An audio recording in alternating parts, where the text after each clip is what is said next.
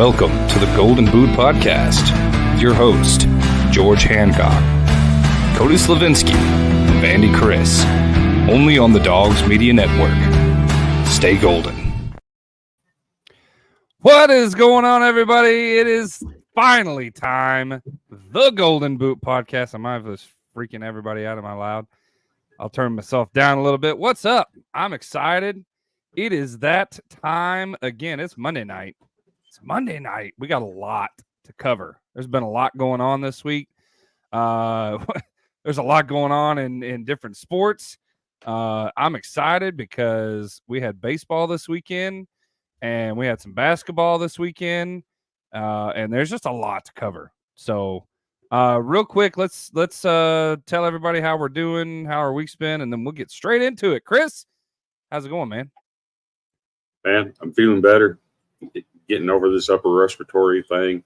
But I got to tell you, yeah, I'm super excited. How are you? I'm finally official. Oh, God. And we'll get into that topic later on today. But I'm You finally official, and I'm super proud of it.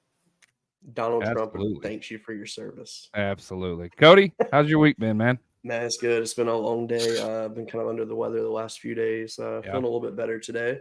But did get to watch a lot of baseball over the weekend, so I'm happy about that. Just ready to see where tonight leads to. Yeah, well, I'm glad I got through my technical issues, boy. As soon as we were about to start, my camera died, my microphone died, and I was like, oh, here we go again.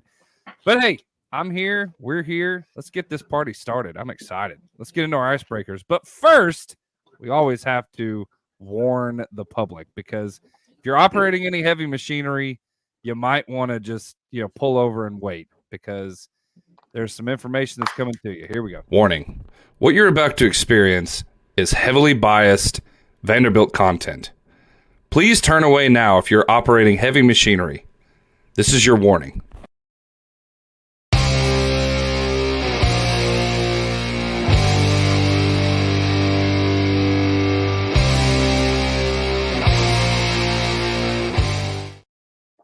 All right, let's get into tonight's icebreakers. Brought to you by Icy Breeze. I love that. I just love that. I do too. Heavily biased Vanderbilt content. It's true. We got to give you some crap, Chris. It's great. Chris is the greatest Vanderbilt fan out there. Well, Seth. He's not even a real fan. Seth, yeah, he's not even. He's a sidewalk alumni. We'll get into that in a minute. But I'm excited tonight because we got a lot to cover. But first, I want to put everyone's attention down to the bottom of the screen. If you have not already, like, follow, share this broadcast with your family, friends, and even your enemies, of course, because they need to know about sports too, right? The Golden Boot Podcast, you follow us on Facebook, on Twitter, on Instagram, on Twitch, on YouTube. Where else am I? On email, you can email us at the Golden Boot Podcast at gmail.com. And always jump in these comments, guys. We love to see comments from you. We always want to keep you going. TJ taking TJ's shot in the house. Chris, are you officially heading to the Nut House for rooting for Vandy? I mean, spoken like a true Tennessee fan, TJ. Good to have you, man. I mean, yeah, we definitely went. I don't know. I might be considered a Judas at this point. Maybe, possibly. We definitely want to see your comments. We want to see you interact with us. So, we're very excited. With that being said, let's get into our first icebreaker. I'm excited about this one because this is a hot topic right now. Should court storming be banned? Right? No. We all know what happened with what's his name? The Duke basketball player. I can't. Names elude me. I don't know. It's thank you, Philip. Yeah, thank you. And Jay Bilas has a very interesting take. If they wanted to stop it, they could stop it tomorrow. You don't have to stop court storming. One time, all you have to do is once they're on the court, don't let them off. Just say you're all detained and give them all citations, or arrest them if you want to, and then court stormings will stop the next day. What do you guys think about this? I mean, Is that a viable suggestion? Is that a viable first off, how are you gonna if okay, let's say there is, I don't know, you're at an opposing home court, right? You're at a and say 500-600 people, all right, come, and you're gonna try to get enough cops out there to detain 600 people and give them all citations. That ain't happening. I'm sorry. They ain't paid enough to do that. No, they ain't paid enough to do that, and there's no way that's going to happen. So TJ says Belis is a moron for that take. Yeah.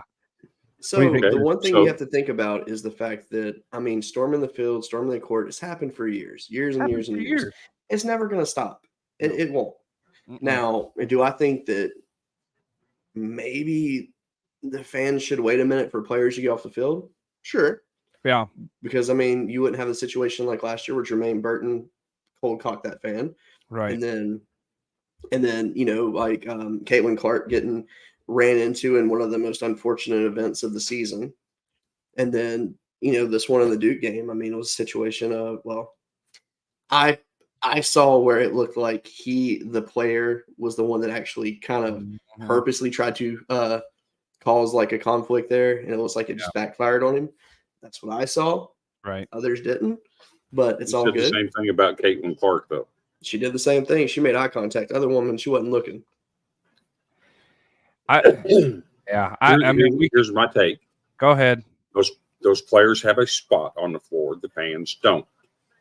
Yeah. So if you have to look at somebody to defend yourself because you're being rushed, so be it. Now, you know what's going to fix it? Let a player get seriously injured one time and let that player sue whoever the fan is, because we all have facial identification. Mm-hmm. Find out who the fan is. You wouldn't be able to sue the fan. You'd have to sue the security company. Sue the fan for medical expenses. Because you would have to sue the arena. The arena owners would be sued. The security company would be part of the suit. The fan would probably be sue the fan, because the fan, when they buy their ticket, they agree to abide by all rules and regulations. Huh? I'm all for it. I love their storming on the court. It's a tradition. Like, what are you gonna do? It's not gonna go away. No amount of asking it to stop or whatever. It's not going to happen. They've tried to sit their butt on the bench and not move. I don't know. I don't know what to do about it. I mean, I get you don't want people getting injured or whatever, and I think that it would be nice, and in a perfect world, that opposing fans would wait until the other team is or the home team is gone off the court or whatever you want to say.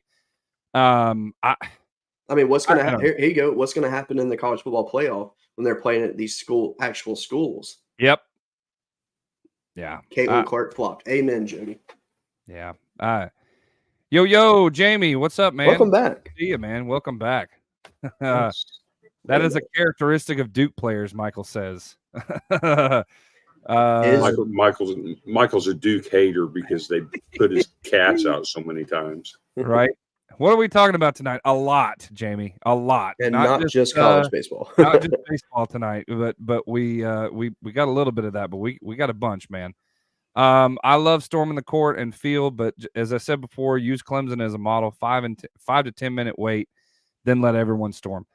I'm okay. I'm good with that. Like if literally everyone could get into their mindset, hey, let's be respectful enough to let the security usher everyone off, let them run off, and then take it.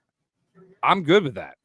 I mean, I don't know. So here's how you enforce to think about though. Okay, let's say that I'm going to use Tennessee as an example because they have such a large stadium. Tennessee makes it to the college football playoff. Okay, they make it to the semifinal. They're playing at home. They win to go to the national championship. Yeah, that stadium is being stormed. Yeah, there is no ifs, ands, or buts about it. Right. Those goalposts are going in the river too. Yes, they are. Yeah, they are. And then they're gonna start a GoFundMe to replace the goalpost because they're broken. Yeah. Hey, that's not a GQ. Welcome in, man. have a storm countdown, 1 minute. If you could put it up on the board and just have a storm the court countdown in 30 seconds or 60 seconds, it's not a bad idea. And have like some ominous music. It's not you know a bad Play idea. the Purge music. Oh, you know what's an even better idea? Let's put an electric fence all the way around, and then don't turn it off until the players leave the home. I just spit all over my screen. Now we're talking. Until the players that leave the field, and then that fence, then you take the fence. Oh my gosh, that would be so funny. Or if they wanted to like ban this court storming or something, and people still did it, have RFID tags in their tickets so they scan automatically when they break the threshold of the court. Boom. Every name is documented.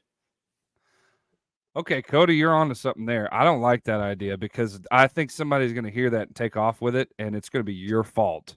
Exactly. Hey, if I'm paid for it, I'll share the money. I like George's idea.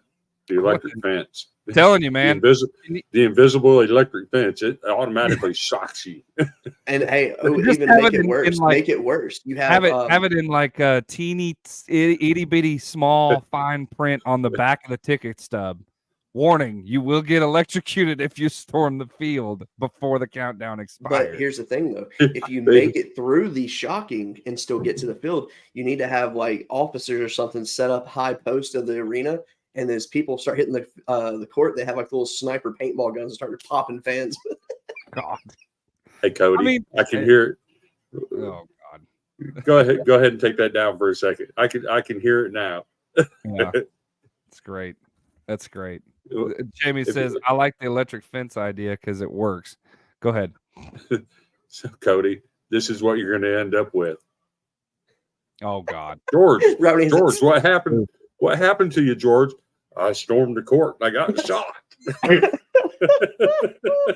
I mean, to be fair, that picture doesn't look like I got shocked.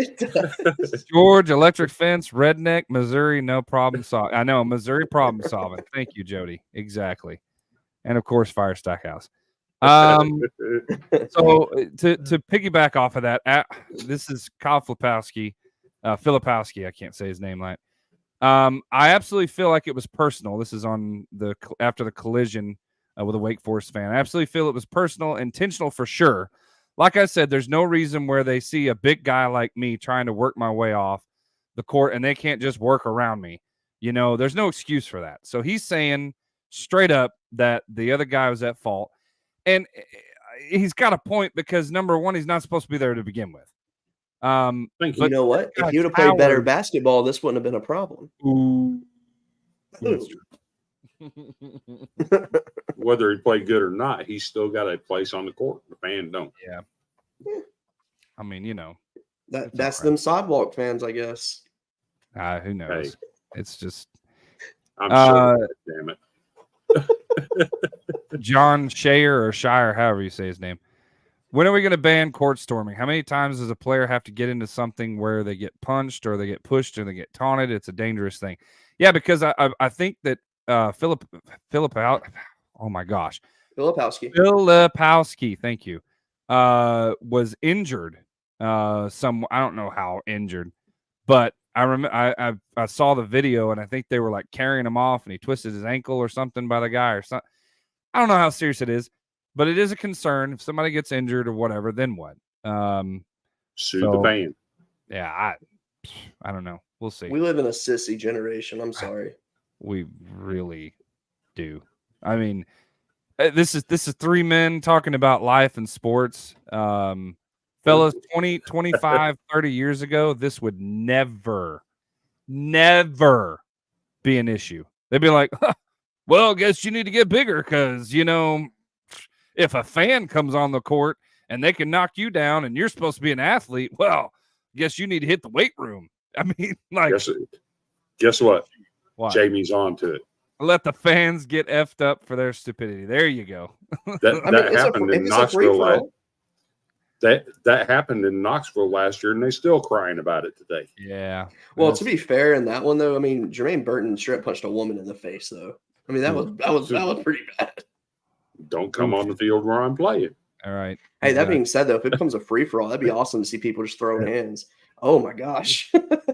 Appreciate everybody joining in. Real quick, let's get to this next topic here, and then we're running up on a break. Ohio State superstar Marvin Harrison Jr. isn't just skipping drills in Indy. He's not at a combine training facility at all. Instead, he's staying at OSU and building towards his rookie season. Yeah, a lot of players are doing that. Yeah, I mean, is this a surprise? Is this like? I don't think so. Why, if you're that high on the draft board, why would you even step? Yeah. So in this situation, I mean, he's doing it a little bit differently than most players do it. Like Caleb Williams and Jaden Daniels, for example, they will be in Indy. They won't be doing anything. They won't be throwing for anybody or nothing like that. But they will be taking part in like interviews and all that. Yeah. So a lot of these guys, they're like, well, why aren't they, throwing at the combine? This is stupid, blah, blah, blah. It's not stupid, because here's the thing. When you throw at the combine as a quarterback, you're throwing at whoever they put out there for you. Okay. Yep. When you throw at your school's pro day, you get to throw to your guys you've been throwing to all year, make yourself look better. So that's all that is. Because Joe Burrow did the same thing. A bunch of other quarterbacks done the same thing. So same thing with Marvin Harrison. Marvin Harrison has a quarterback he's never had thrown a ball to, and he's got to try to catch it from him. It's the same thing. Guess what? He's working with that quarterback right now, probably. Yeah. Guess what? He goes to the NFL. He's going to have a quarterback that's never thrown to him before. Well, yeah, of course. Grow up. But yeah, grow up. Yeah. I mean, unless somehow Kyle McCord becomes his NFL quarterback too. Oh God. But then again, though, Kyle McCord might be who throws to him, because that was his high school quarterback as well. And I mean, when Kyle McCord didn't have anyone in his face, that's easy. Jamie says, what if a woman runs on the field who identifies as a man? What's the repercussions of that? He, she, and what if gets effed up on the court? I look forward to that hitting the news. I don't know. Jamie, I don't know. Okay, so I want to ask you guys a question. This is not a situation of talking about like people having different gender identities or anything like that. I don't care about politics. That being said, have you guys seen the videos of Brittany Griner lately? Yes. Have you heard her voice? Yes. Her voice is deeper than mine. It's weird. I'm not a Brittany Griner follower, because our government got involved in something that they shouldn't have got involved with. She took drugs to another country. She should have served her sentence. That's not drugs. It's just a weed pen. Whatever. Anyway, it is what it is. I mean, before we jump into the break here, I know that there's other players doing it, and I get that, but Michael and Dominic, the boot. Yeah, I'm so glad you're in here, Dominic. Exactly, Chris. He's siding with Chris here. Well, it's kind of like what you said earlier, Cody. I mean, we live in a sissy generation. I mean, 20 years ago, you're going to be at the combine. Yep. You're not going to skip it. You're not going to go do a pro day with your own quarterback. You're going to be at the combine. And we've gotten it to where, players can just do whatever the frick they want to. Yes, I mean, pretty much they can. And that's it. It's just that's just the way of how it goes. There might be a little bit of that, Colin. There will 100% be that. Stay tuned. So, another thing to think about too is the fact that the way things have been changing with like the whole NIL. Yeah. What are they going to do if, like, as part of your NIL agreement to appear at the combine? I don't know. I don't know, but that's an interesting makes sense take. to me. Yeah, I'm paying you to represent me. Guess what? You're going to the combine to represent me. Mm-hmm. Yep. That would be that. I mean, that's not a bad take, really. I mean, if they want to put it in there, they can. Yep. As we're running up on the break here, let's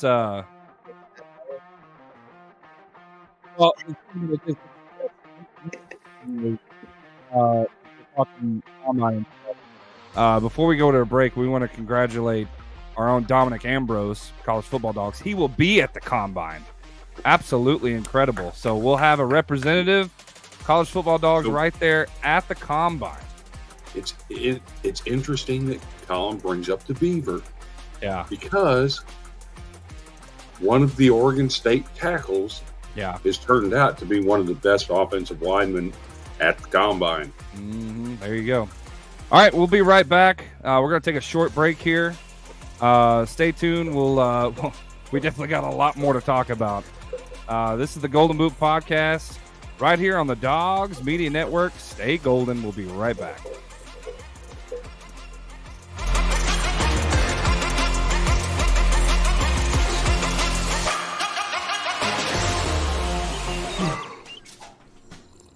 Boy, that's mediocre.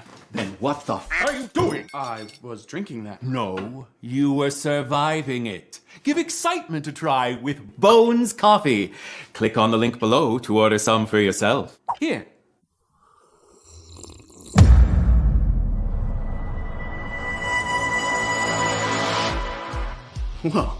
Whoa is right.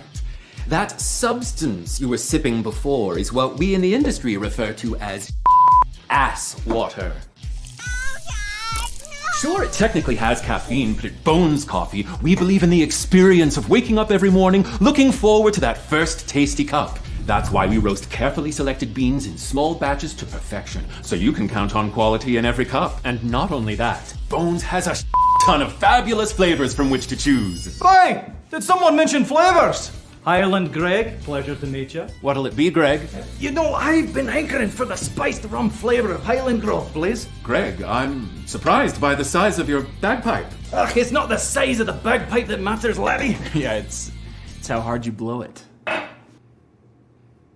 Yeah, let's leave the talking to me. Oh, gee, I just got back from chasing some hosers out of the grilling rink. I could go for some maple bacon coffee right about noon. Coming right up.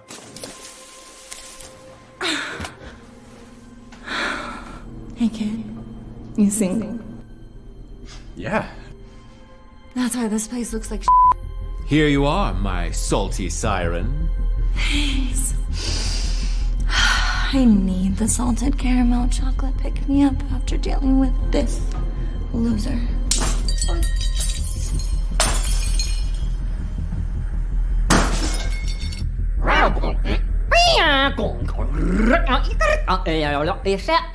How in the world are all these people getting in here? We just walked in.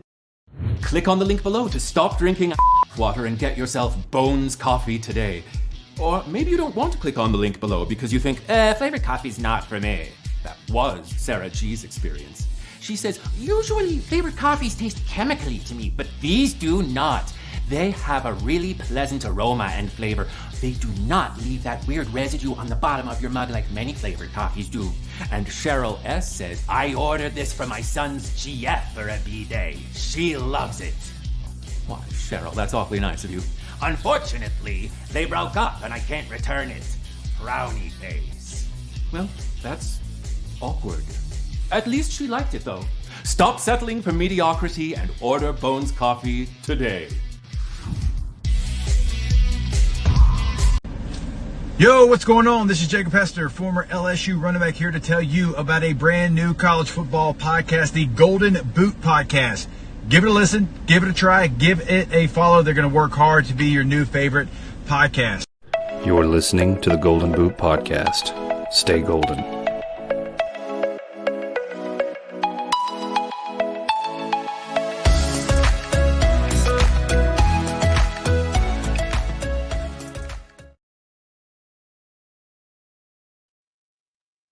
Welcome back to the Golden Boot Podcast. Appreciate you letting us take a little break there. Follow at, what does that mean? WU Bullpen. That is Wheeling University. Okay. So they have a situation where one of their coaches promised their pitching staff a pair of Nike Dunks if they get their Twitter page to 2,000 followers. Oh, they're currently at about 1,300 followers right now. Ooh, help them out. Okay. Help them out. I love it. I saw it on Twitter. Follow. I was like, gotta get some love. Yeah, gotta follow it. That's good. That's great. All right, let's. JQ. Yeah, JQ. Oh God. Hosers in Canada's term for. Oh God. Jamie, stay golden, buddy. Appreciate it.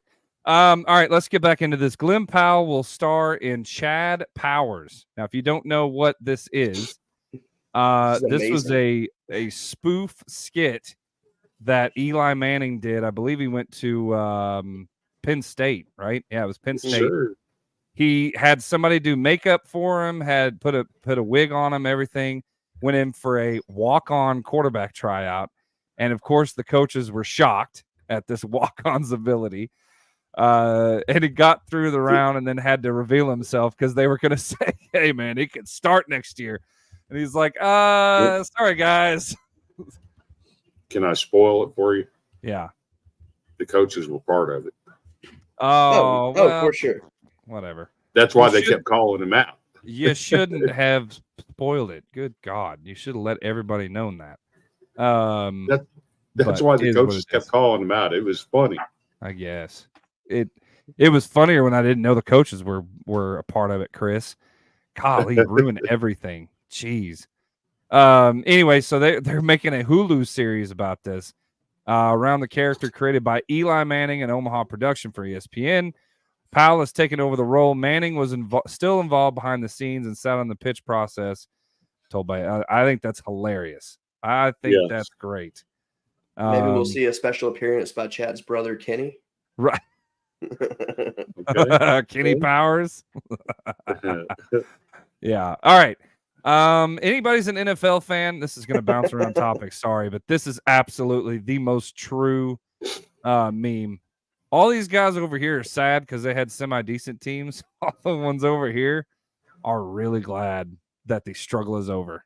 The offseason is here. The draft is here. I think it's just worth noting there. If you're a Packers fan, you're really happy. If you're, I'd say probably a little over half is pretty happy. But man, teams on the right there need some help.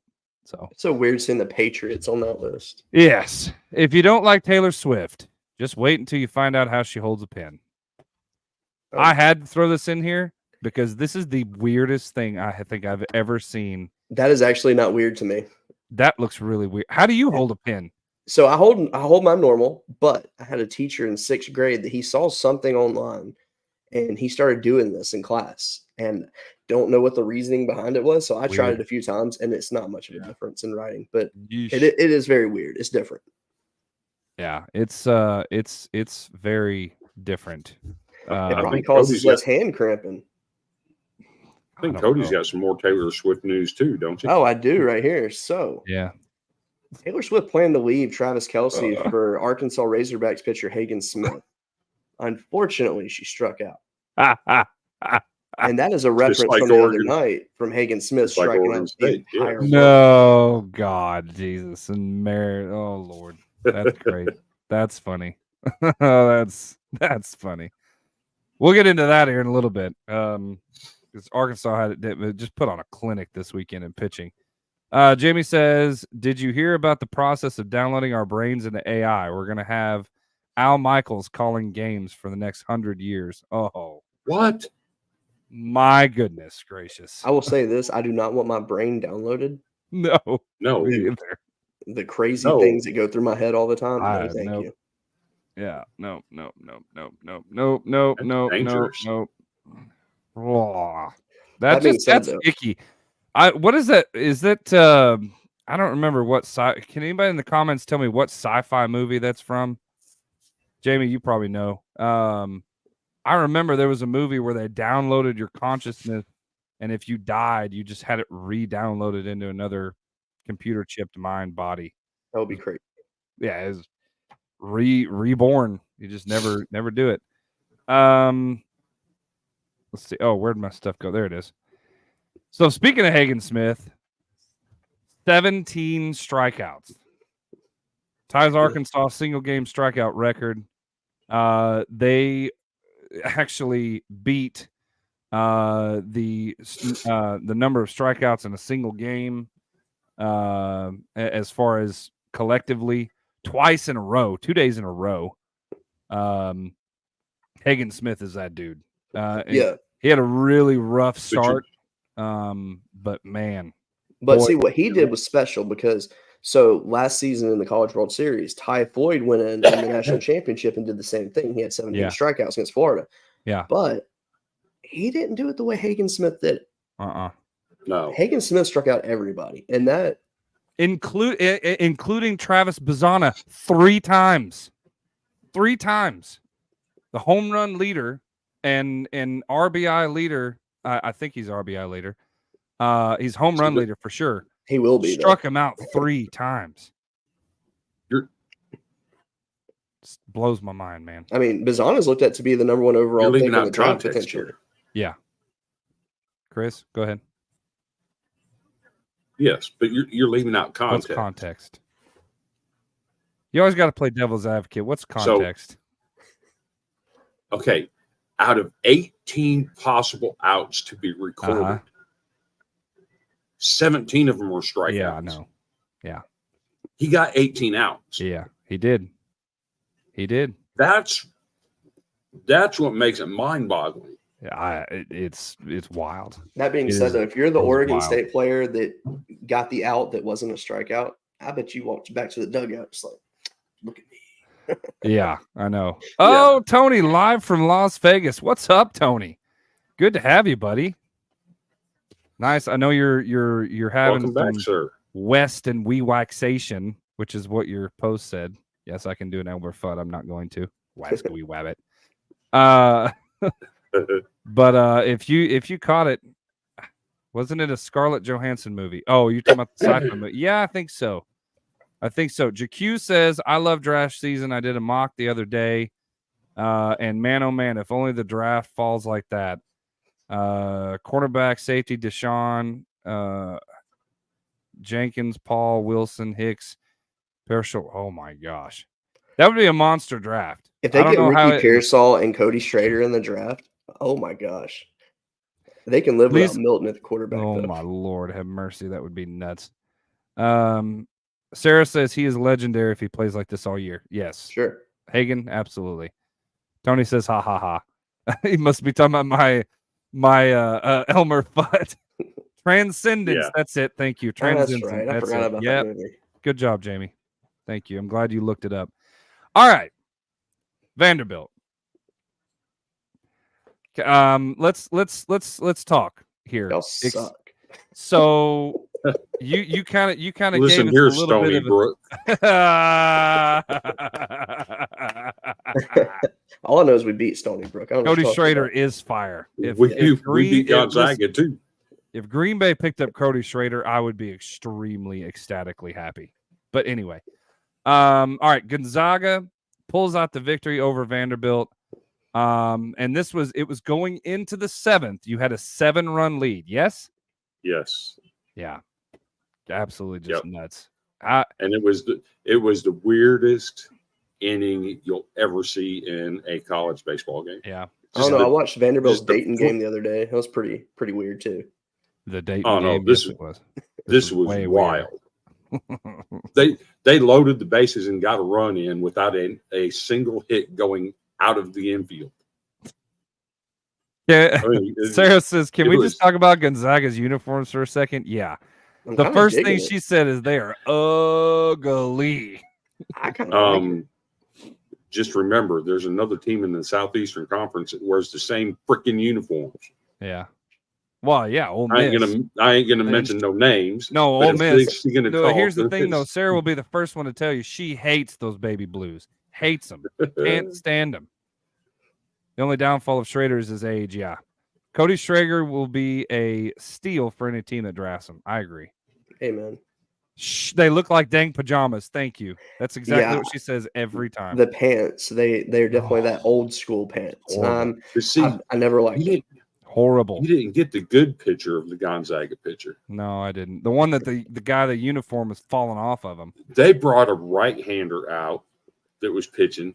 Yeah. Oh my God. His uniform looked like it was about 3 sizes too big for him. He looked literally. Yeah. Go ahead. This cat looked like he weighed a $125 altogether, and this uniform is like 3 sizes too big, and it was falling off of him. Ugh. Yeah. Yeah, but see, there's a whole uniform gate going around right now. Major league uniforms are having issues with them. They're talking about how cheap they are, and college is doing it's the same thing. And it's true. So Dayton uniform. Everybody was like, "Oh, Dayton's uniform. That's the way to go. That red and blue," and it looked decent. But then at the same time, it looked like your grandmother put it together. Mm-hmm. So Oh, you So need Sarah, a uniform for your big game? Here, let me sew you one, and then they can take it as a pattern and make it into like that's what it reminded me of. So Sarah brings up they look like pajamas. Well, there is a uniform nationally known as Yeah. the Gangsta PJs, Right. and it's the black Vanderbilt pinstripes. Yeah. They can't. Yeah, get 'em. that's Tony said They they look haven't- like the old Chicago White Sox unis of the 80s. Yes. They've ordered the pinstripe uniforms at Vanderbilt, and they can't get them in. They're Oh, like yeah. 2 months behind on delivery. It's Fanatics, supposedly. Supposedly, It is. Fanatics is having Mhm. which one of our sponsors. We're not supposed to talk about them, but still, it is supposed. They're supposed to be having problems with supply lines, which I don't work for them anymore, so it's probably FedEx's fault. I've been waiting on you to call FedEx. I know, yeah. A uniform of many colors. There you go. Pinstripes are horrific, no matter who wears them. Yeah, Oh, the Gangsta PJs are elite. they are elite. Only certain people can pull them off, though. Let's just say Yes. that. All right, let's get into a discussion. I want everybody in the comments because we got quite a few people watching now. Everybody in the comments, please help me explain this. Is Dak Prescott the best quarterback in the league right now? When he's not in the playoffs. I mean, well, yeah, when he's not, but please, is Dak Prescott, if you have any of the 32 NFL teams, are you picking Dak Prescott as your quarterback? I want to know. No, not a chance. I yeah. Elite is in a category of horror. That's well said. No, never, not a chance. Yeah. Come on. Wow. Yeah, JQ says, I hope they give him $65 million. Me too. Me too. Please pay the man. I hope he stays in Denver, in Dallas for the next 15 years. Please. Please. Yeah. Because this man absolutely cannot win in the playoffs. Can't do it. He might be worse than Lamar Jackson. Okay. And you got to put them up like literally on a pedestal next to each other. And I think maybe one of them might have a slight edge in that respect. Go ahead, Chris. So in the playoff game, didn't he throw for over 300 yards? They lost 40. Okay, but is that his? If you're giving up 40 points, that's not the offense and that's not the quarterback. He threw that's two picks. He threw 2 picks. Okay, I get that. Everybody throws picks. Is his fault. Everybody throws. He's not giving up 40 points. No, he's not. But throwing picks in the red zone is absolutely going to put your defense in a bad spot. You still got a job to do. Those 2 moments are absolutely going to be his fault. You still got a pick job six, to do. Throwing a pick six straight over the middle with no receiver anywhere even near. George, I get it. You're missing the point here. The point is he's a better passer than Lamar Jackson. He's a better runner than Patrick Mahomes. I feel like he would bet against himself in the playoffs. Sarah says. I mean, winning in the playoffs is a team effort. You can't put it on one person. If you're putting it on one person, you're not going to win. No. I agree with that. I agree 100%. I see what you're saying. But when we talk about the best quarterback in the league over Patrick Mahomes, he's a better runner than Patrick Mahomes. Well, okay, you can say Super Bowl Patrick Mahomes says differently. Right. I mean, but like you gotta think the tiers of where we're talking about. Is he better than Patrick Mahomes? No. In the run game, yes. Is he better than Lamar Jackson? In the passing game, yes. Is he better than and I can't, for some reason I'm pulling a blank, Buffalo's quarterback? Is he better than him? No. Yeah. That's one that let's say he's not better than that's Burton. A legit he's argument. Not better than Tua. He's not better than He's damn sure not better than Jordan Love. No. He's say that right now. Hey, JB off the top rope. Trey Lance is a better runner than Patty Mahomes. I mean, you're not. Pat Pat just quarterbacks, looks I will like say he's he is better shuffled. than. He is better than Brock Purdy. He is better than Derek Carr. I think he's better than Russell Wilson at this stage. Yes. I think he's better than Geno Smith. Yep. So I mean, there are a few he's better than. Yeah. But I guess this is the monotony of it. Can you without a shadow of a doubt say he's the best? Oh shoot, best quarterback in the league?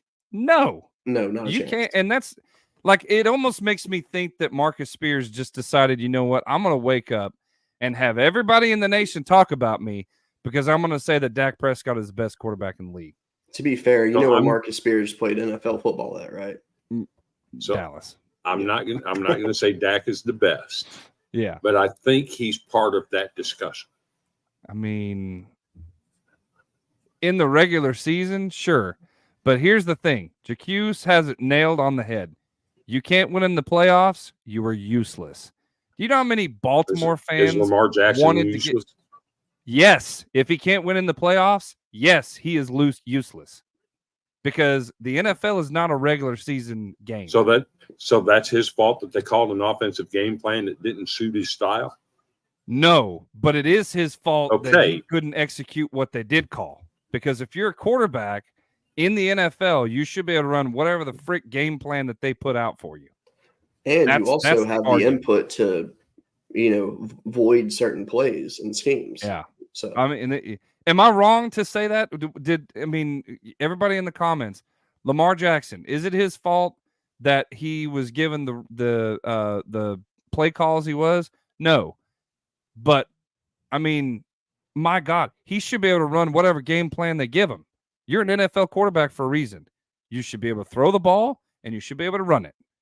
And so his offensive line is supposed to make the blocks to keep him from getting sacked. I don't know. Golly, we had so many comments and I missed them all. No, Dak is a top 8 to 10 at best, but more like middle of the pack at 16.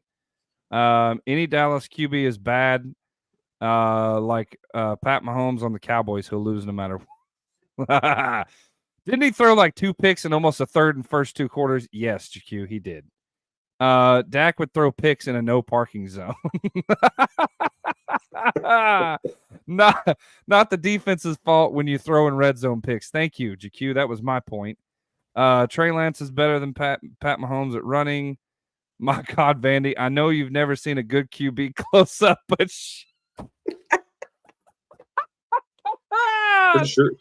Pretty sure Jay Cutler was like 3-1 against Kentucky. Jay Cutler was 3-1 against Kentucky, but Jay Cutler was probably arguably a 10-year NFL starter. The best receiver that Jay Cutler threw to was a Packers defender. Let's just say that. He isn't the worst in the NFL, but he chokes and he isn't the best in the league. Mac Jones could be a better QB than Purdy in that offense. Yeah. Dak is whack. Oh my gosh, these comments are great. Closest thing Vandy Chris has seen to a QB is Aaron Rodgers' little brother, Jordan Rodgers. Wait a minute. The little brother that broke all of Aaron Rodgers' high school and college records? Yeah, that's that little brother? Different. With all that said, okay, this is a really good point. With all that said, is McCarthy the best coach for Dallas? I say no. I like him better than Green Bay. I don't like him at all for Green Bay. Are you kidding me? I'm saying I liked him more when he was in Green Bay. I thought he did. I just thought he did a good job up there. Bro. Well, sure, yes, until people figured out his game plan. That's the problem. He's too predictable, and I called it when Cowboys hired him. Mm-hmm. He's predictable, and everybody's going to know his game plan. Why? Because he didn't change. He never changed. After we won the Super Bowl, the Packers offense was the same exact thing every single year until they got rid of him. All right? It backed me up, JQ. Jamie, everybody in here is a Packers fan. Am I right or am I right? They ain't no different now. No. What? Shoot. They're way the Packers offense? I don't see any difference. We talked about rebranding the show. We might as well call it the Golden Packers podcast. No. So correct me if I'm wrong. Under the new coaching regime, have they been to the Super Bowl yet? No. Thank you. I rest my case. I see no difference. Y'all remember those Mahomes BS Baker Mayfield games in college? Kind of equal. Yeah, there you go. Is McCarthy good anywhere? To be fair, Mahomes was kind of restricted in college, though. He didn't have Yeah. the talent to throw to, No. Texas Not that Tech he has was a bunch of great. Texas Tech was middle of the yard as far as talent. Is McCarthy good anywhere? No. McCarthy is cursed. So glad he left Green Bay. Thank you. He gets a 7-point lead and immediately goes into prevent game plan to try and not lose instead of trying to win. That's the difference. That's the difference right there. The difference is, that's absolutely the difference. 100%. I can't even speak because that's so spot on. That's great.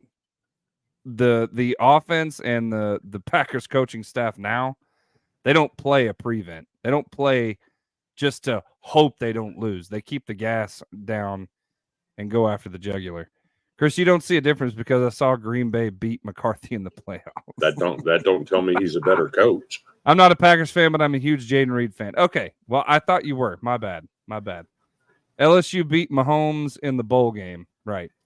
McCarthy went to Les Miles School of Coaching not to lose. Thank you. Yes. Les Miles and Mike McCarthy are very similar.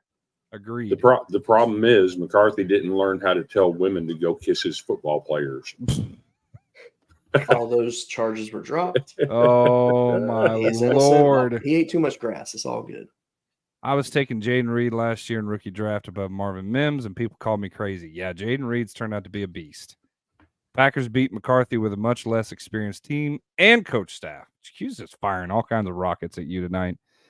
Okay, that means they had better players. It doesn't mean you're a better coach. No, it's 6-1 win, half a dozen. Before we get to the break here, I want to bring this up. Deion Sanders' son Shadur claims he's a combination of both Tom Brady and Michael Vick. Discuss, man. Just stop talking. Somebody take this man's mic away from him. This is ridiculous. His dad's giving it back to him. God. Look, I love the confidence. He's trying to be confident like his dad was. There's a big difference, though. His dad backed it up in every single way, shape, and form on the field, whether it's baseball or football. Yeah. Shadur is not there yet. Homie played at Jackson State, and then he went to Colorado and looked good against subpar teams, and then it remains to be seen, but you can't say you're a combination of Tom Brady and Michael Vick. I mean, you can be the combo of Tom and Jerry. Tony off the top rope. Oh God, I don't know. What do you guys think in the comments? Tony already has his opinion, but somebody get a comment in here. I mean, really? Shadur Sanders claiming he's Tom Brady and Michael Vick? Come on. You gotta stop, man. And Deion, what are you doing, man? You know that the media is rat poison, and you're just letting your son just sink right deep on into it. Stupid. Okay, that's the first example of before you hit send, have somebody proofread your tweet before you say something stupid. And we'll get into that later because there's another case of that this weekend. So it's funny that he says this, though, because the other night on Saturday Night Live, I watched it because Shane Gillis was he was hosting the show. So I was like, I'm going to check it out. One of the skits they did was about the new Air Trump shoes. And basically when you put them on, they asked him, what, it makes you better at basketball? No. It makes it where you tell people you're better at basketball so that they believe it. And I'm like, okay. So I feel like that's kind of like this. You got them Air Trumps on. Colorado needs clicks. That's it. Yep. Whoever that is, Absolutely. Facebook user. I agree. Colorado needs the clicks. And then GQ said they're trying to get the NCAA cover. And by God, if they give it to a 4-win team, for real. I mean, realistically. I swear. Dude, I will be like, the Colorado BS has got to stop. They won 4 games. They didn't win any the year before. Like, we've got to stop this bullcrap hype. Dion. So for the cover has to change, man. Like it. So I think what they need to do for the cover. Vanderbilt's getting the cover. There you go. Oh my God, there it is. So here's what you could do. And all the arguments. So obviously, I don't think they can give Michigan the cover after winning the national championship, just because of all the stuff that's followed them and going on. Same, Jamie. I think realistically, I think your option for the cover is you either give it to a top player that's coming back, kind of like they do in Madden, or you give it to Jaden Daniels, who just won the Heisman, or you put every Heisman on there that's won it since the last NCAA game. Yeah, that would be cool. I would love that. Or you just make it simple. And you do what we do in college baseball smack. Whoever wins the national championship, college baseball, the College World Series, gets the cover photo in our group for the next year until they're dethroned. I just can't give Michigan that love. That being said, though, I can see Nick Saban getting it. Honestly, Mr. I change my name every time I change underwear. Welcome in, Kenneth Aaron Ingram. That sounds like a serial killer. It really Yeah. I mean, honestly, let's be real though. In other news, Kenneth Aaron Ingram is behind bars today, charged with murdering his entire family. With an electrical fire. In an electrical fire. My God. He's got Tom Brady athletic build and Michael Vick's off-field issues. Bingo. There you go. Bingo. And daddy's money. Yeah.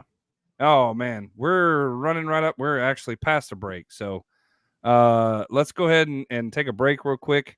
And we'll be right back on the Golden Podcast. It's been a fun show. When we come back, we'll keep going on this topics. Got a few more. And Chris still hasn't revealed his secret. He is now official with Vanderbilt University. More on that coming up right here on the Golden Boot Podcast. We'll be right back.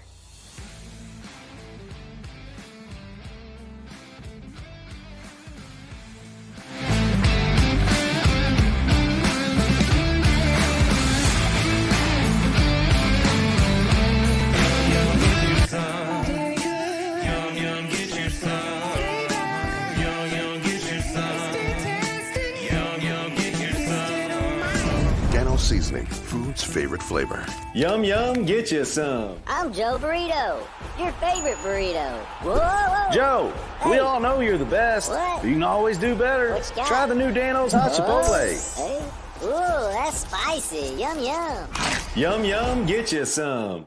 Icy Breeze is the world's first portable air conditioner and cooler. A premium ice cooler that doubles as an eco-friendly portable air conditioner. This is not a swamp cooler, just blowing air across ice. Over 60 parts and components allow Icy Breeze to achieve what no other product in the world can do. The secret behind the Icy Breeze is an innovative design that circulates chilled ice water through a heat exchanger in the lid, replacing the Freon used in most ACs. Fresh air is drawn from hidden vents in the top of the cooler, pulled across the exchanger, and chilled down to 35 degrees cooler than the outside air. A 3-speed fan control delivers Icy Breeze's dry, cold air up to 25 miles per hour, just like a car AC. And a stay-put flex hose directs the breeze in any direction. Wherever you need it, Icy Breeze helps you beat the heat.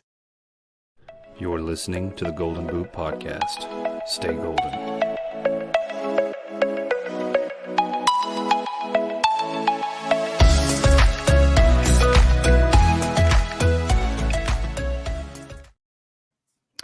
Welcome back to the Golden Boot Podcast.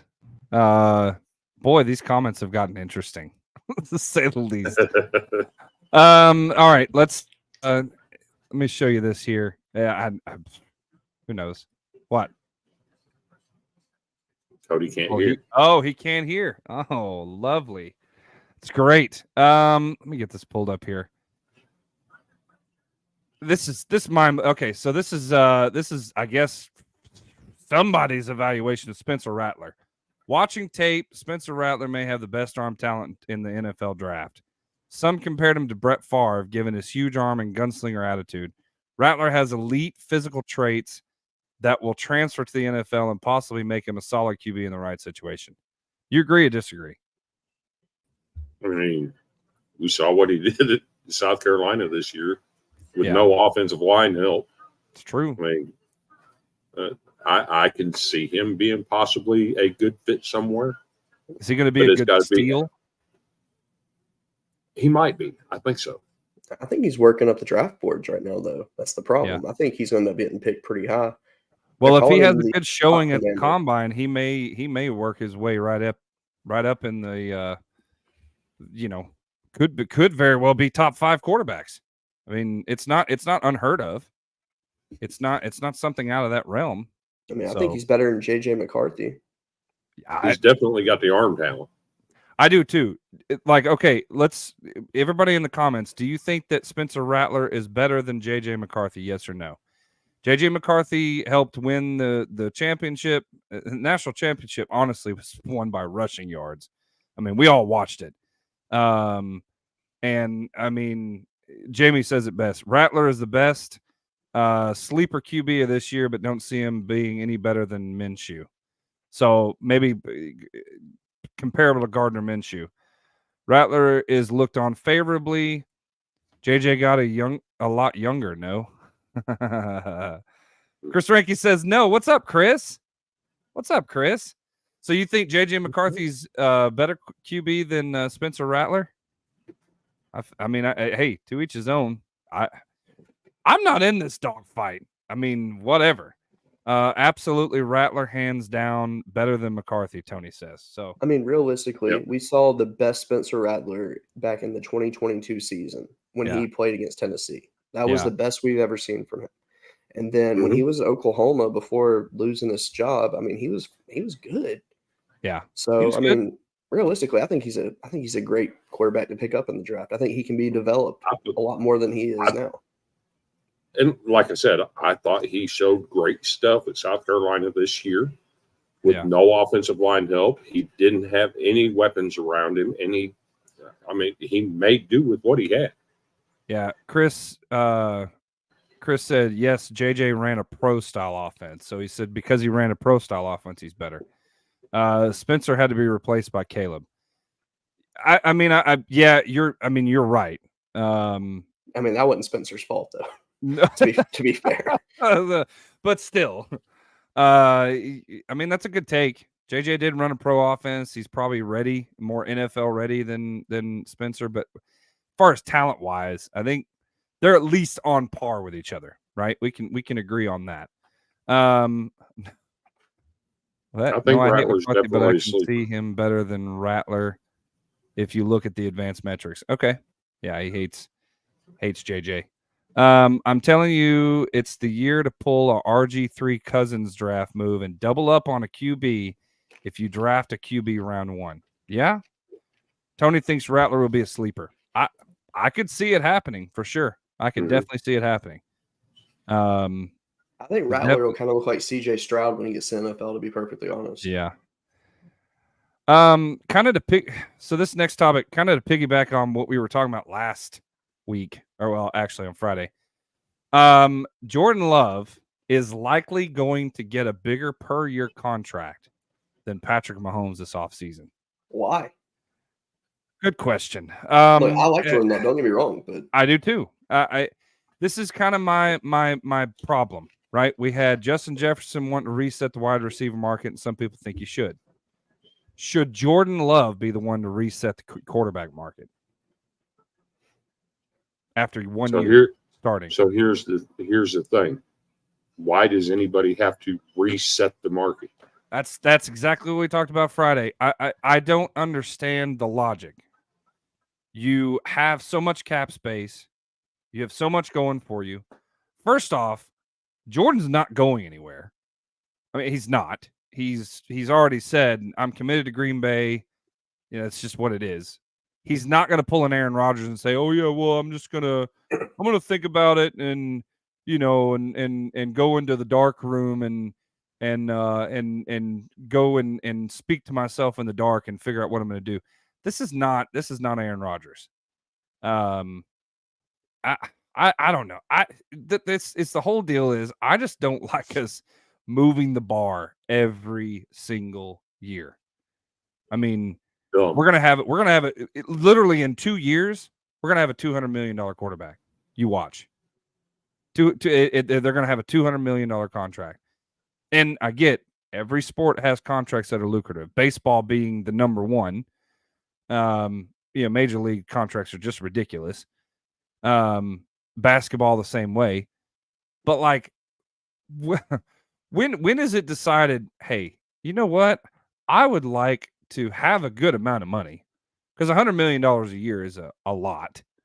But I would also like to make sure I keep the players that I have. So can we not give me all the money and like set up for us to have a good team? I'm really hoping that Jordan goes the Tom Brady route and does this exact thing. I'm hoping. So what I have advocated for years, is a true salary cap. Yeah. I don't like a cap on team spending. Uh-huh. I like a cap on highest paid player can only make so much. Mm-hmm. It makes it better league wide. That's in my opinion. Yeah. I hope so, GQ. I really hope he and Green Bay are smarter than that. I hope so. I do. Jordan Love was better at Mahomes this past season in fantasy besides the Super Bowl. The top QB has set the market. The market is set. Everyone else should fall underneath there. Yes. So all this Packers talk, man, I'm starting to get an upset stomach. Oh, come on. Stop. It's just because it's not really it's because we got a bunch of Packers fans in here, really. But we talked Dak Prescott, and we had to talk Jordan Love a little bit. If Mahomes was drafted as a top 3 QB and Love was drafted 15 to 20, they both ended with the same stats. What's the difference in value? I can't argue with you there. It's just if that's the way the QB market is going to go, I'm trading Love and drafting a QB this year and doing so every 5 years. Yeah. Think about it. Pat Mahomes may very well have a $175 million contract next year. Why do we have to keep doing that? That's the problem. Good question. But it's your guy that says he's going to do it. I know. Well, it's not him saying that. It's likely. I don't know who's saying it. I'm just amazed Chris hasn't tied this story back to Vandy. Yeah. I mean, yeah, whatever. But it really, do you guys think that we should keep moving the bar up? What do you guys think in the comments? I know Tony has a opinion on this one. Chris is a communist. Well, what's Chris's secret? I know we're getting there. Just wait a minute. We can't talk about it because George has to talk about his deadgum Packers. I do not, because we've discussed the Packers on 3 different topics. Well, it's because we just went there. Because you're a Packer. Well, here, how about this? Let's talk college football playoff. Okay. I thought this was kind of hilarious. The new college football playoff will put the 4 highest ranked conference champions as seeds 1 through 4. That means that even if Notre Dame is number 1 ranked team in the country, they would get the 5 seed, requiring them to win 4 straight games to win the title. And that sucks. Okay. Time out. But it's hilarious if they actually go that route, because Notre Dame still hasn't picked a freaking conference. Okay. Time out. We have a major lawsuit right now in the NCAA saying that they violate antitrust, right? Mm-hmm. You know what antitrust is? You're not treating every team as equal. Mm-hmm. Okay, so guess what? If you're not treating every team as equal in the college football playoffs, guess what? I think you're bordering on violating antitrust laws. I don't know, but wouldn't that be crazy though if because Notre Dame doesn't pick a conference, they can't get a top seed? I think it's stupid. Oh man, that's not. You put the best team at number 1, regardless of whether they're in a conference or not. That's not. That's not going to be how they do that. But if they did, you know how much of a riot that would be. Okay. Let me address that. The NCAA has been around for 100 years, and they've never required it. And there's been teams throughout history that were never part of a conference.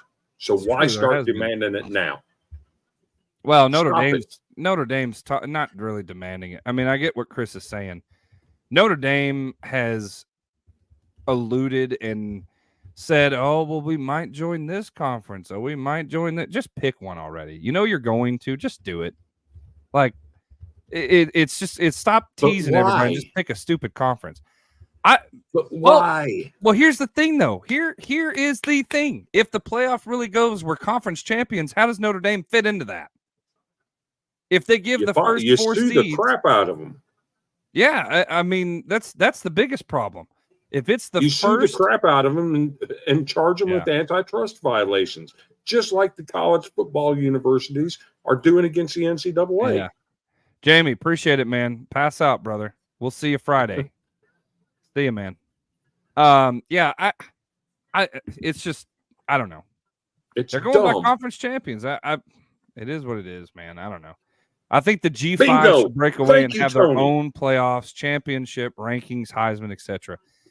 That really would not be a bad idea, Tony. The only problem is, though, if they break away, would they continue to play? No. So if they're not playing those teams, they're losing out on a lot of money. How many? The money will fix itself. FCS, they said that about the FCS, and the FCS is making more money today than they ever have. Well, sure, but I think then they would have to be able to schedule cupcake games with higher tier teams, even though they're not in the NCAA anymore.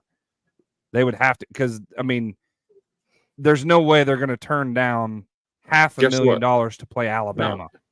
No, Tony's right. Yeah, the G5 break away and tell these P5 teams, look. You don't want to give us an equal say and an equal seat. Yeah. You're not playing us, and we're not going to play you. So go fill your schedule with some of your brothers. There you go. Yeah, Tony, that's a good point, man. It really is. Y'all notice how funny it is. Man. Follow the Golden Media Sports Podcast for all the best sports talk in the biz. Thank you. Thank you, Jamie. Appreciate it, Jamie. Isn't it funny, though, that it's always like a bunch of people that don't play the game that get to make the decisions of what happens in the game? Yeah. Kind of sucks. Yeah. Where's the players' union? I know. Which leads me to the topic of NIL in the proposal by Blumenthal and Booker, where they develop a 15-person committee to regulate NIL that consists of current players, former players, current coaches, former coaches, has a chairman that's a former coach, and has subpoena power. Fix it. Yeah. All right. It's time. It is time. Let's move on. It's time to reveal Vandy Chris's secret. Warning. What you're about to experience is heavily biased Vanderbilt content. Please turn away now if you're operating heavy machinery. This is your warning. Gotta hit him with the warning first. Go ahead, Chris. Take it away. So I just wanted to let everybody know I am finally. Wait. Before you say it, I think you should put the tweet up first so they can see the context that leads into this. Yes. So everybody that's watching, I want to get your opinions about what is termed as a sidewalk fan. So So you want the comment section to define what a sidewalk fan is? No, how they feel about sidewalk fans. And let me define what a sidewalk fan is. Let's hear it. I'm intrigued. It's somebody that becomes a fan of a school that has absolutely zero connections. They didn't go to school there. They don't have a family member that went there. They just walking, So in other words, every single Arkansas fan ever in the state of Arkansas. Pretty much. Okay. Nice. So what is your opinion of a sidewalk fan? Are they important, and should they have a voice in what happens? I don't. Yes, because I technically am a Sidewalk fan. So yes, So, I definitely think I should have a voice. So let me give you the context of what happened here. There's a guy that happens to be employed by Vanderbilt University. Okay. As the president of the Black and Gold alumni group. So he tweeted out this weekend. May 14th, 1999, I graduated from Vanderbilt University. Okay. Many of you are Sidewalk fans. Most of you are people that didn't play for VU. Yeah. I did both. Say something witty to yourselves. I don't care. I don't follow you. Tact and decorum escapes you. I have never disparaged the coach that work at my alma mater publicly and never will. You will never understand why, and that's okay. Accept your shortcomings in this department. I'll leave you to fight with yourselves. So, signed a very pissed off Vanderbilt fan. That's what that is. This is the tweet Chris has been waiting for years. Oh yeah, I'm sure this is why he joined Twitter. All over this one. So this dude right here is employed by the athletic department. Yeah. 90% of the Vanderbilt fan base are the people that he's talking about right here. The Sidewalk fans. Well, man, I got a piece for him because guess what? I'm now official. Oh God. I have been awarded my certificate from Vanderbilt University. God. I'm an official member of the Sidewalk alumni. No. So now I'm so now I get to have a say in stuff now because I'm official. For the degree of fake ass Vanderbilt Sidewalk. Oh man. Can I get a degree, an Arkansas degree, and put that? I need one of those. Absolutely. So let me show this again. If you notice, it says fake ass. So what that refers to is Jerry Stackhouse in 2021 got into people's DMs and started calling us fake ass fans. So please tell me you got one of those DMs. I did. Do you still have it? No, I deleted it and blocked him. Dang it. Dang it. That was gold. That would have been gold, bro. Dude, why did you do that? You should have freaking because now we can't believe knowing what I know now that he would try to apologize 3 years later for all that mess. You know, I should have saved it. You should have. So, but that's where the fake ass Sidewalk alumni fan came from, is because Jerry Stackhouse called us all fake ass fans. Q says, "A.K.A. Chris and Vandy." Sarah says they wake you up one day and decide to become a fan. They're important as long as they don't become bandwagons. That I'll agree with. Sidewalk fans are much different than bandwagon fans. There is nothing worse than somebody going, well, my team lost, so I guess I'm now a fan of Alabama. Dude, shut up, bro. Just stop. If you are a fan of your team, you should be heard, damn it. I agree. AKA Chris got pissed off. Someone questioned his fandom's value. Yes, I did. He tweeted that out at 11 o'clock on Saturday night, and by 11:05, I had done replied to him, screenshotted my reply, and sent it out all over Facebook. Tony done fell out of his chair in a Vegas hotel room. He's laughing so hard. Well, wait a minute. If you screenshot it, could it still be on Facebook somewhere? Could be. It could be. We've got to find that. We have no choice. That is your mission before Friday. Terry, what's up, man? Good to have Harvey's tweet. Harvey's tweet. Oh, I thought you said that you screenshotted his message too. Never mind. Oh no, I hadn't done that. Cody wants to come on and challenge me about this Auburn Tennessee basketball game coming up. Well, you know. Yeah, that is actually exactly what he wants to do. So speaking of basketball,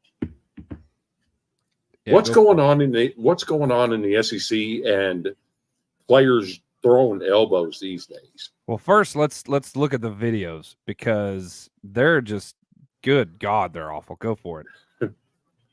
So I'm not sure if it will play. I'm going to try to get it to play.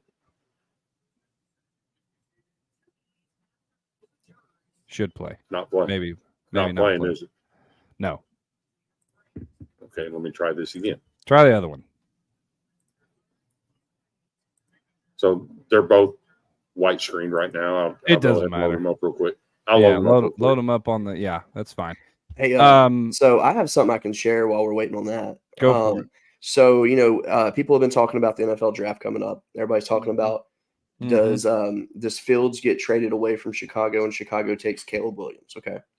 And a lot of people that are Chicago fans, they don't like it. And I get it.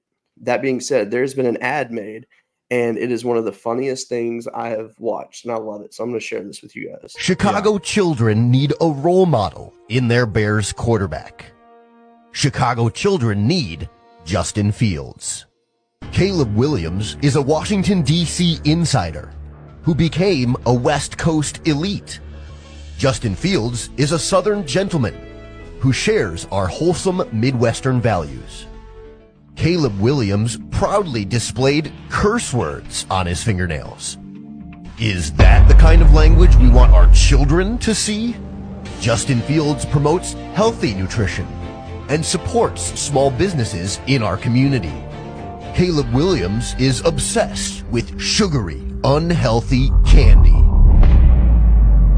Who do we want as the face of our franchise? Another DC elite pushing profanity and obesity on our unsuspecting children? Or a man of the people who actually finished college and knows how to handle the pressures of being a quarterback in Chicago? Chicago Bears fans need Justin Fields. Paid for by Friends of Fields Political Action Committee. Not affiliated with Justin Fields, the quarterback. Okay, look, that's funny, but please, Chicago, listen to me. Listen to me. Listen to me. And yes, Chris, we're going to talk Green Bay again because here's the deal. Chicago, listen to me. Get this guy on a contract and keep him for the entirety of his career. Please. I'm begging you. Please. Only because you beat him all the time. Stop it. Exactly. We haven't lost. We haven't. Somebody look up stats on how many times Green Bay has won over Chicago. Thank you. Packers segment's over, sir.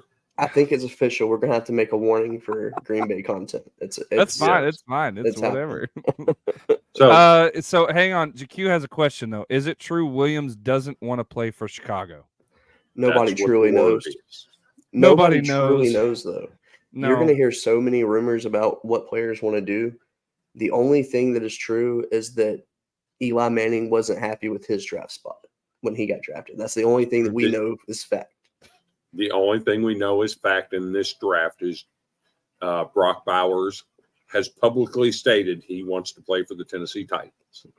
And there's nothing wrong with that. There's nothing wrong. You can publicly state that you want to. That's fine. Yeah. Can you imagine if they gave Chicago like a whole O-line and Marvin Harrison? Justin Fields would be so happy. He would be very happy. But guess what? At Chicago, they won't. They true. won't. They'll spend all their money on a defensive player like they have for the last 15 years and not give Justin anything. Nobody cares. There's plenty of people in here that cares. Anyway, go ahead with your videos. Did you get them loaded up? Yes. Are they in there? So they're down here in slides. Well, we can see if they're slides, if they work. Let's see. See if they work.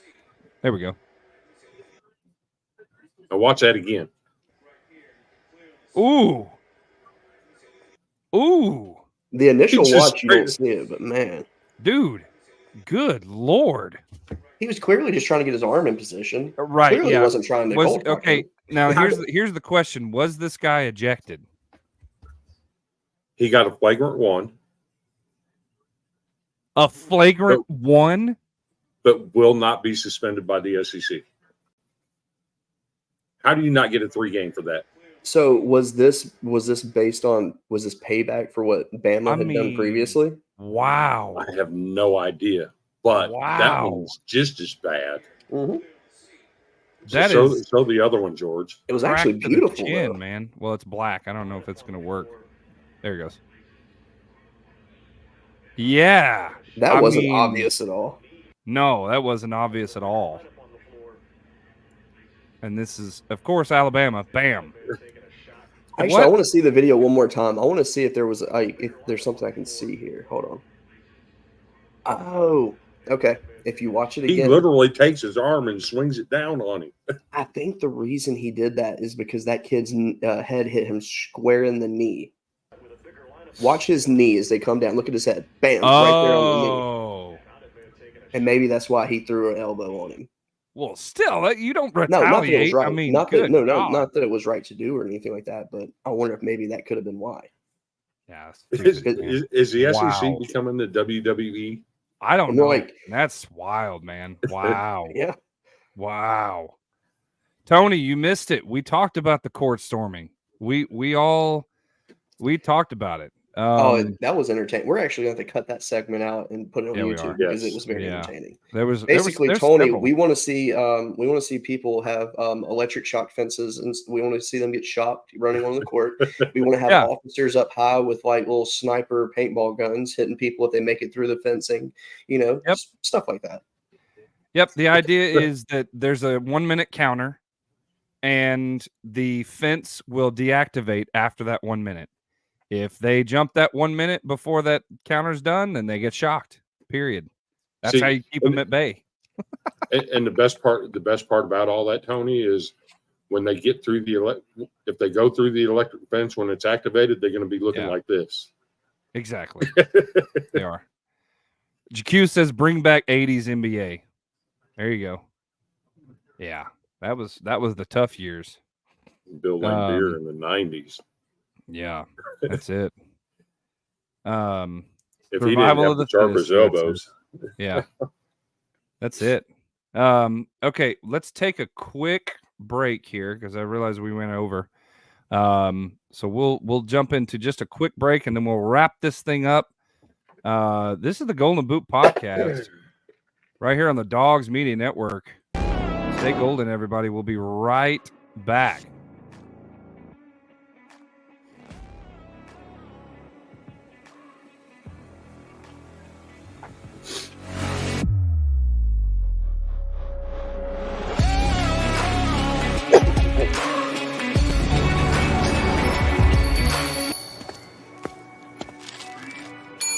I'm coming. Hold your horses. What are they picking up? Bills. Another member of the mafia. Is this going to be their year? Could be. I'd rather not say. Why? It's not going to be an easy year for them. No, it is not. They got to go up against that pilot in New York. Twice. I mean, that whole division is tough. Division? How about that whole conference? I mean, this guy definitely wants a shot. I love you. She'll be with you in a minute. She needs a moment. Leave me and Joe alone. These guys, they want to make it a dynasty. Like they aren't already a dynasty. They aren't. You need at least 3. Says who? Says this guy.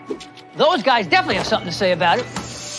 Listen, I am not interested in those old heads. I like the up-and-coming squad. Can you imagine trying to cover this guy? Actually, in high school, I was pretty quick. Stop. Ooh. Those guys fly. Same with these guys.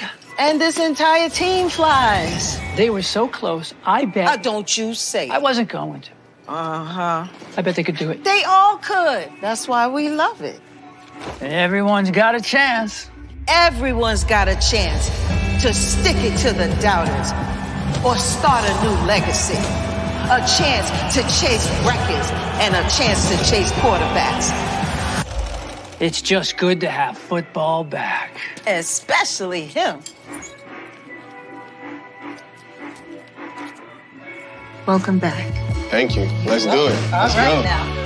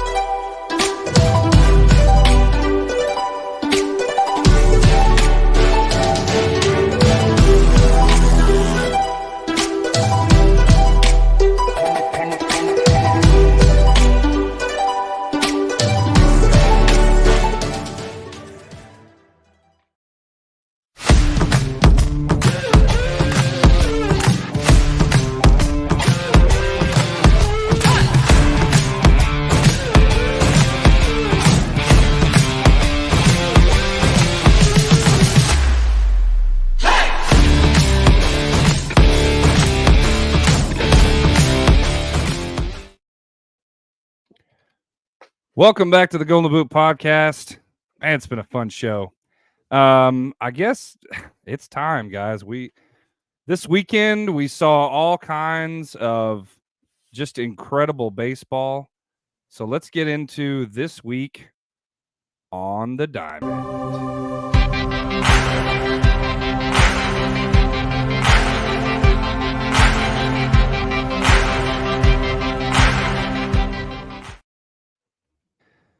All right, this week on the Diamond, fellas, take it away. I know we got a lot to talk about. We've kind of already talked about Arkansas, but go ahead. Somebody else take it. So I'm about to show our power rankings this week, but these are different. So what I went through and did was I looked through a bunch of different numbers to come up with a power ranking. So it's an unbiased, not our opinion. It is a statistical power ranking. It is based on strength of schedule. Current RPI ranking is based on your actual overall record, is based on your offensive stat ranking, is based on your defensive stat ranking, and your pitching ranking. And this is what we came up with. Very surprising to say the least. Yes. It really is. Alabama is number 1 in power rankings based off stats alone. Yeah. While Ole Miss rounds out the last spot. Yeah, and I mean, to be fair with Alabama, they lead the conference in a lot of categories. Like their RPI is the highest, which I mean makes sense. I mean, they're undefeated. They have a solid strength of schedule, even though they haven't played their tough games yet. Yep. So it was really not too much of a surprise. I was surprised at how much of a gap there was between Alabama and everyone else. I had to go back and check my math to make sure it was correct because I mean, it wasn't even close, to be honest. So yes. Don't bet on Alabama, Tony. You're right. Yeah. The one on here that's surprising for me is Auburn. Yeah. They've lost one game. I get that. But look who they played this weekend. Sure. They played Iowa. They played Virginia. Played Wichita State. I mean, they played probably the toughest 3 teams anybody in the conference has played this year. Right. Sure. I mean, well, I wouldn't go that far. I mean, Arkansas probably has them beat on that. Arkansas, they had a tough weekend too. They did really well. The thing with Auburn, those two being low like that kind of surprised me. Sure. Yeah. So the thing with Auburn is the fact that, you know, they did end up losing that one game. That hurt them. It was their hardest game, the best RPI team they played, and that's the game they lost, unfortunately. Iowa's RPI just does not, you know, it just is obviously it's never going to be ranked high, so that doesn't help them out. And Wichita State, their RPI is also very low, and that's really kind of what's held them back. And then the negative part about the stats ranking is some teams are playing cakewalk schedules. Alabama, for example, LSU, for example, Georgia, A&M, really all those perfect examples. Even South Carolina, really the top 5 have played a pretty easy schedule. Okay, right. Anyone outside of the top 5 that's played an easy schedule, that's not a good place to be sitting. You know, Tennessee has played. They played good teams already, so them at 8 is okay. Kentucky, they're yes and no. Florida hadn't played anybody yet, and when the best team they did play was St. John's, who is sitting at 2-2 right now, and they're actually the number 1 team in the RPI, which is crazy. Mississippi State has just been a letdown so far this year. Their pitching, it's like it seems like it's back, and then it just falls to the wayside. Currently, Vanderbilt's sitting with the number 14 overall pitching staff in the SEC, which is weird to say. It's pretty nuts. Because let's be real. Talent-wise, Vanderbilt's not the worst team in the SEC in pitching. Yeah. So interesting thing about Vanderbilt, though, they're 5-3. Of their 3 losses, they've all 3 been 1-run games. And in those, they had a 3-run lead in the 6th. Mm-hmm. They had a 6-run lead in the 7th. Mm-hmm. And a 4-run lead in the 6th. Mm-hmm. And lost all 3 of them by 1 run. Yeah. It's wild. What's hurting them is they've got some older guys that are relievers that just ain't getting the job done. And they're creating these big messes where the freshman arms are having to come in and clean it up after they've made the mess. Right. And it's not really fair to the freshmen because they've got the talent to do the job. Right. So Tim Corbin put the veterans on notice yesterday and literally came out and said, the veterans got to get better because it's not fair to the freshmen. Oh, absolutely. So, hey, what's the freshman pitcher Vandy has? McIlvain? Ethan McIlvain. Yeah, so Saturday. Dayton. Yeah. He's got good stuff. I mean, Tim always in with the zingers. I love it. The problem he had against Dayton is it's his first ever college appearance. He was really hyped up. He's got great stuff. His stuff is fantastic. But he just couldn't control it because he was so amped up, and it got himself in trouble. He came in and pitched Saturday and pitched 3 shutdown innings on Saturday and looked really, really good through some nasty stuff. So it's good to know. So I wanted one funny thing that happened this weekend. Apparently, and I lost it. I think, I lost it. But in the Texas A&M game this weekend against Wagner, the game had to be. Oh, he found it. The Texas A&M versus Wagner baseball game has been briefly delayed because, a Wagner outfielder is locked inside a bathroom at Bluebell Park. No, I'm not kidding. That was the most surprising headline I have seen in probably ever. That literally had to. Good show, guys. Even though I see an LSU logo, hey, appreciate it, man. To hell with appreciate you, it very much. No, that's hilarious. And okay, if you're this Wagner outfielder stuck in the bathroom, first off, how do you even follow? How do you even go out on the field? And here comes Wagner's outfielder, Jimmy Graham, whatever. Apparently 6 games ago he was stuck in the bathroom at Bluebell Park. You know they're going to mention it. So here's the thing, though. Okay, depending on your humor level, would you be the guy if you're stuck in there? Would you jokingly stick a piece of toilet paper to the back of your shoe or something? I mean, I would do something like that. Have it sticking out of your back pocket or something. So, unfortunately, I see Tim Bailey's in here having fun. He is. But guess what? Yeah. Tim Corbin's got 2 national championships. Lincoln Riley does not. He does. Cajun's going to take down TSAB, Texas A&M baseball again. We'll see. Go. How do you get locked in the bathroom? That was my thought process. Okay. Is it Bluebell Park? I would think has some pretty good some facilities. Absolutely. How do you lock yourselves in a stall? I mean, my question is this: like, who's to say it's not like one of those like pull handle doors to get out, and one of his teammates put like a broomstick in there or something and messed with him? Well, and I mean, maybe, but like, he struck out too many times. They didn't want him going back up the bat. Well, okay, so the tweet, it literally says the stall. So like, the door is this an actual full door, or is this one that you can crawl out from underneath? I'm about to say I'd have crawled out. I'd have crawled out too. Like, I'm not getting stuck in a bathroom delaying a game and having everyone in that stadium wait on my dumb for locking myself in the bathroom. Like, and the worst part too is when you're stuck in there, you can't really use your upper body strength because you're wearing spikes on that bathroom towel. It's ain't comfortable. Why would you even admit that? I have been locked in a bathroom. Well, okay, but have you been locked in a bathroom stall? That's that's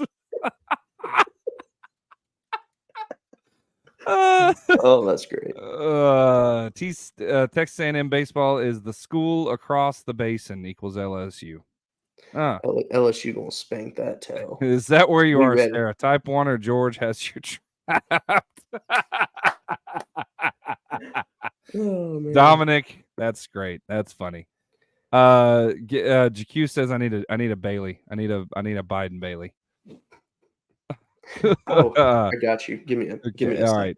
Since he got locked in the bathroom, the only reimbursement appropriate is unlimited Bluebell ice cream. Yes. Yes. That's okay. Literally, that's the only, like, how do you redeem yourself after that? Okay.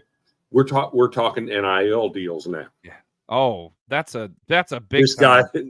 this guy's got to get some Bluebell ice cream NIL deal. Absolutely. Oh gosh. Oh man. Well, we saw some really good baseball this weekend. We really did. Arkansas pretty bad put on baseball too. We did. I'll start with my team, Arkansas. We put on a pitching clinic at the Kubota. Who the hell is Tim Bailey? Who the hell is Tim Bailey? There you go, GQ. That banana pudding Bluebell though. Ooh, God Almighty, that'd be great. What? I got beepers going off. I got beepers going off in my ear. A lock used to get stuck on one of our high school bathrooms where you would turn the lock and it wouldn't unlock except from the outside. Eesh. Eesh. That would suck. Yeah, you got beepers going off because your earphones are dying. That's good. We're almost done. But Arkansas put on a pitching clinic. Had 2 days in a row where they beat their own record, most strikeouts in a game. Collectively, all the pitchers did a phenomenal job. Hagen Smith, Brady Tigert, Mason Molina. Holy cow. 5 innings pitched, 1 base on ball, 10 strikeouts. That freshman put on a clinic. They were good. They were Very good. good pitching staff. A lot of people are saying the bats are the problem. And I mean they have some legit there's some legit concern there, but it's early. They'll warm up. I'm not concerned. The one thing for Arkansas last 3 years I've been concerned about is pitching staff. We are good on pitching staff, gentlemen. We're way good. So we'll see. We got a beginning like a 10 game, I think, home skid where we'll be at home for 10 games in a row or 11 games in a row. So I'm glad to get out of that very tough competition. 2 out of 3. Could have won against Oklahoma State. Got robbed on a home run. Guy made a fantastic catch. That's a home run all day long in a college baseball field. That was a major league field. But 2 out of 3, I'm good with that. So for sure. Cody, what happened in LSU? Well, we dropped one to Stony Brook, our kryptonite over the years. Yes, you did. But we came back when we played them again, and we beat the snot out of them, so it was all good. Jay Johnson got his 100th career victory at LSU over the weekend, which is the fastest in team history. Yeah, very, very, very good accomplishment for him to have at this point in his career. Yeah. But yeah, on to this week. Oh no, where's Vandy Chris? I don't know. Where is he? Does Joe Biden know where Vandy Chris is? If my app was loaded up, it for some reason it just stopped. Sunbelt, SEC just playing, but hey, it's close. Yeah, I know. Texas A&M has looked really good. Agreed. They have. So I don't know. Is our power ranking still in here, Cody? Somewhere? Yeah, I'll load it right here. Well, not this one, not the statistical one. The one that this the one. Original. Here it is. Yeah. Here it is. So this was our SEC baseball power rankings. Yes. So A&M was 5 on our list, and some people had them all the way as high as 3. And I get that you've got a good coach in Schlossnagle, and you've got some good Jerry Stackhouse. What a loser. I would never lose if I coached Vandy basketball. Fire Stackhouse. Oh, God. Anyway, what I was saying, because we were talking about baseball, not basketball, we had A&M at 5, a little lower. Some had them at 4. Somebody had them at 3. But we thought this list was pretty good. Yeah, and I mean, realistically, though, that top 5 could literally be shifted in 100 different ways. Yep. And yeah. So, I think it seems like Coastal Carolina puts up 20+ runs a game. Yeah, I mean that's Coastal. Coastal baseball has always been that way, but their level of competition this year hasn't been great yet. They should be putting up 20+ runs. Didn't they play UCSB? No, that was Campbell. That was Campbell. Okay. Yeah. Coastal really hasn't had a tough schedule yet. Campbell surprised us. Remember Campbell, we were like, oh, Campbell's not that good. They found themselves in the top 25. They've come on pretty good. I never said Coastal, Campbell wasn't good. I'd like to throw that out there. Yeah, well, that's true. You did. Up and comer, Camels. Yep, exactly. Okay. To be fair, they played number 20 Indiana. Okay, you're right. They lost 7-2. They played number 12 Duke, lost 5-3. Yeah. They've scored 26 in one game, 25 in another game. Coastal is currently 4th in the country at 13.1 runs a game. Yeah. The one that lit me up this weekend was Texas Tech. You want to talk about somebody that played a tough schedule. They opened with Tennessee. They played Nebraska. They played Oregon. They played Oregon State, and they played Texas Southern. Yeah. They put up Texas Southern 68. They put 68 runs up this weekend on Texas Southern. That's freaking just nuts. Why didn't they put up 70? That's why. Could you not just make it even? I mean, golly, that's like if you turn up your remote on your TV and you go to 68. If you don't put it at 70, I'm throwing my remote at you. Absolutely. Campbell should get. Campbell should get extra props just for playing on that field. Yeah, I mean, check out Troy right now too. Runs galore. Yeah, Troy's doing really good. Troy hadn't stopped last season. They're the same way. They're just good. See, that's why you're supposed to be in here, Dom. Because when I say stupid stuff like Coastal Carolina hasn't had a tough schedule yet, you call me out on it, and then I feel like I don't know baseball. Thank you very much. Appreciate that. To be fair, I haven't been able to watch a single game this year. Not one. I was able to watch half of one on Flow Baseball Sports. Which can I gripe for a minute? No, it sucks. Okay. Why do you? Okay, they have all this fancy stuff, and they try to make it where you're watching on TV. On their little whatever, like the score down at the bottom, they don't have the freaking pitch count. Yeah, I'm not surprised. Really? That's crap. There's a lot of baseball. There's a lot of baseball that show live action that don't have the pitch count. SEC does. ESPN does. It depends on the SEC though. Depends on what team. If you're one of the elite teams, yes. Flow but Sports, you get Missouri game or something, they don't show and it. The announcers. Oh my dear God, the announcers were trying so hard. I was like, come on, guys.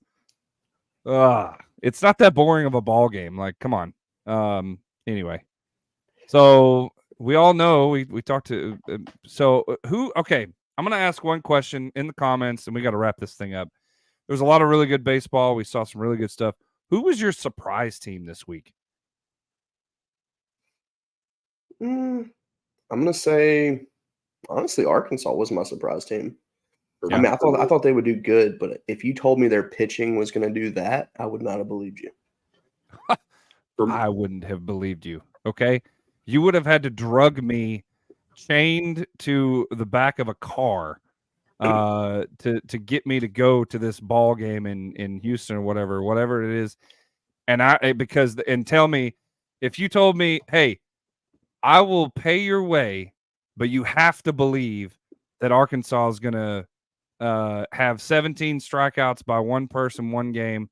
They're gonna have 26 strikeouts in one game, 28 in another, and then gonna have their starter go for 10+ strikeouts in each of those games. I'd have called them a nutcase. I told them you need to be thrown into an insane asylum. Arkansas don't play that. Yeah, now they do. Ridiculous. Even MLB The Show tells me the pitch count. Thank you, Chris. Hey, Thank so I need you. to make an announcement. I hope you guys know that I will be late joining the show on Friday. Oh, I know, because it's LSU baseball. We'll play Texas. Oh, yeah. It's 7:00. Yeah. For me, I had two Give us live teams updates. shock me. For sure. Yeah. So Virginia, I've been a doubter. Mm-hmm. I'm in that mode of they have to prove it to me. Well, this weekend they played some stiff competition. They did. With Iowa, Auburn, Wichita State. And of course, Wichita State, you can say what you want to about them, but that's a solid baseball program. Historic. Virginia looked really good this weekend. The one that shocked me the most, though, Iowa. Mm-hmm. What are you doing, Black? What are you doing? You got the starting pitching. What are you doing? Yep. That's the same thing with Vanderbilt. LSU hasn't played anyone this year. So curious how they fare against top level competition this week. We'll see. Because we'll definitely figure it out for sure. That being said, let's get into, because we got to wrap this thing up. So let's get into our awards. Speaking of Virginia, Virginia this week is our recipient of, I believe this might be is this our first Golden Broom, or did y'all already do this when I was gone? I don't remember if we did one last week or not. And where the heck is it? I don't know where it is. It's right here. There it is. Okay, thank you. Golden Broom goes to Virginia baseball. So people may ask what the Golden Broom is. Yep. So in college baseball, it's called a sweep. Yep. If you win a series and don't lose a game. Yep. So the way we've decided this is if you sweep the week, that means you go undefeated in your midweek game. You don't lose a midweek game. You don't lose a game on the weekend. Mm-hmm. You're eligible to be awarded a Golden Broom. Mm-hmm. And then what we do, we go through and we list the teams that we think are possibly deserving. Yep. And we all vote on it. We make a determination. There's like 9 of us that do this, that make that award, and it's a collective thing. And we all picked on Virginia this week because that was an incredible weekend to go through the competition they went through. Mm-hmm. Yeah, Dom says South Alabama for me, 11th in the belt last year, lost 10 straight to the end of the season, has started 7-1 with only loss to Jacksonville State. Okay. Yeah, South Alabama is doing really good for sure. And on the other hand, the All Herald Jockstrap Award, Dirty Jockstrap Award, goes to Chris. It goes to Cal State Bakersfield. So let me tell you why they get this. And why is that? They are currently on a 15-game losing streak dating back to last year. They are currently 0-8 on the season for this year. And over this past week, they got outscored 6-3, 4-0, 11-6, 6-5, went 0-4. This team is not good. They're playing some baseball that reminds you of what a dirty jockstrap would smell like. They are not good, mighty, man. Yeah, and I mean, there's just no arguing with that. There's no other team right now that's playing worse collectively than that. Yeah, and that's all. That's all we need to say on that, because they're going to keep getting the dirty jock if they keep losing. I mean, that's crazy. I mean, once we get in SEC play and we start seeing teams lose games they shouldn't, then that's. But I think they're probably going to hold that title for a while if they keep this losing streak up. My God. So I see your boy Cars giving LSU a hard time. Yeah. He's really gonna enjoy this. I have something. I have a special video for your boy Cars. Yeah. Are you ready for it? Let me be clear. In no world should LSU lose a Friday game against Stony Brook. That name hasn't been mentioned since I was the greatest president in history. Look, we all have hope, but to maintain that hope, you have to succeed. Losing to Stony Brook ain't that, bro. Yeah. Yeah. I mean, it is absolutely that deal. And that's a great way to end it tonight. This has been a fantastic show. Chris, final thoughts, and then we'll have to kick this thing out of here. So final thoughts. Cody had to step off because he's got some issues going on. But yeah, we've been a longtime advocate of suicide awareness on the Golden Boot. Yeah. So last week, Cody had his birthday on February 16th, and he started a fundraiser for suicide awareness, suicide prevention. If you're a fan of the Golden Boot, please go to Cody's personal Facebook page, click on his fundraiser for the 988 Suicide and Crisis Lifeline, and donate.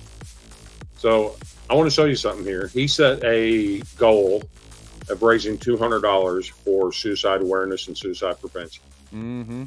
I'm going to challenge the followers and viewers of the Golden Boot to surpass Cody's goal of raising $200 to keep 988 going and to make it available for anybody that has a problem. And once again, if you're watching this and you ever have some issues that you need to talk to somebody, if you don't want to call 988, our personal inboxes are open at all time. We're all willing to talk to you. Again, 988 suicide prevention. Go to Cody's profile and donate to his fundraiser. That being said, final thoughts. We've talked enough. I just know one thing and one thing only. Hagen Smith is that guy. And can't wait to see for the rest of this season what comes from him. And I just have to take 1 minute to thank all of you guys. You guys are without you, I say it every week, there would not be a Golden Boot podcast. We would not. I don't want to sit here and talk to each other and just by ourselves. So thank you so much for joining us tonight. Be sure to join us Friday night, 8:30 Central, 9:30 Eastern, right here on the Dogs Media Network. We'll be bringing you all kinds of sports-related content, just like we always do. I'm going to throw our email back out there, the Golden Boot Podcast @gmail.com. You have a suggestion for the show, you find a Twitter post, you find a Facebook post, you find something that, hey, they need to talk about this. Send it to us. We always want to see you guys. That being said, you guys have a great rest of your night. Stay golden, everybody. We will see you next time.